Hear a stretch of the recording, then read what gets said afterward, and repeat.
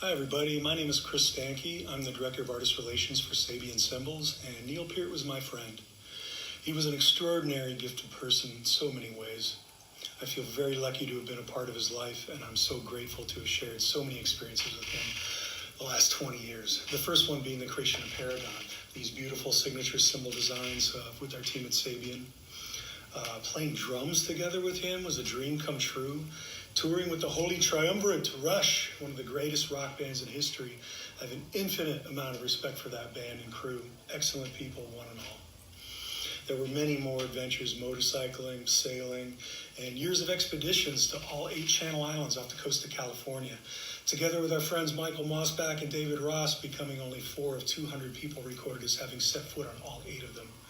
He was so proud of achieving that, and you never saw him without his All-8 hat and retirement vest with his All-8 pin. He always said, sometimes adventures suck when you're having them. Of course, none of it sucked to me, just challenges really, and I was tested right off the bat. I got a call on the way to the venue in Moline, Illinois, telling me that Gump, Neil's tech, had a medical emergency and couldn't rejoin the tour for a few days. And would I tech for Neil so they didn't have to cancel the shows? I said, hell yes, but thought, holy shit. This just got real. I knew very little about electronic drums, so they flew in some help from Toronto, and the entire crew pitched in to get Neil's kit set up. Sound check went okay, and then came the crash course from Neil in changing the electronic patches between songs and the drum solo, where there would be several changes, and the cues went something like, when I come out of the swing part into this sort of tribal rhythm, and you hear this boo, boo, boo, boo, boo, boo, boo, boo, 2 times, then change, then we spin the riser to the E-kit part of the solo, da-da-da-da-da-da-da-da. Well, the show started off with a busted snare head almost immediately, and then in his monitor, I hear a dove on every backbeat. Yes, a dove. Brrr, brrr. When we did the quick swap, he moved the snare drum up against a trigger that I didn't see. So, a dove. Getty was not amused trying to sing with that going on. Then the solo, I had about 1/100th of a second to remember. Did he say when I hear it twice or play it twice? There was a delay on the effect on the drums I didn't know about and slapped back from the venue, so I heard boo, boo, boo, boo, boo, boo, boo, like 3 times. Pushed the button before he played the repeat, and instead of boo, boo, boo, boo, boo, boo, boo, boo, I hear bloop, bloop, bloop, bloop, bloop, bloop. Fail. He let it slide. It became kind of an inside joke between us. Every time something started to suck, it was bloop, bloop, bloop, bloop. The only time he ever left the venue after a show on the motorcycle was after playing the MGM in Vegas. He wanted to get out of there to ride to Good Roads in Utah early the next morning. We got a police escort, lights and sirens all the way out of town. That was so cool.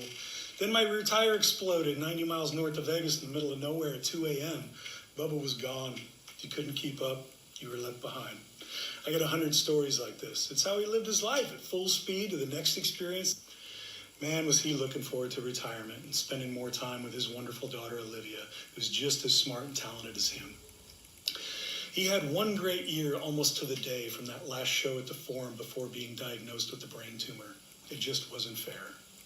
But he took it in stride, plotted a new course, battled the cancer, finished the All-8 expeditions. We had 2 islands left, the hardest ones to access. He did it.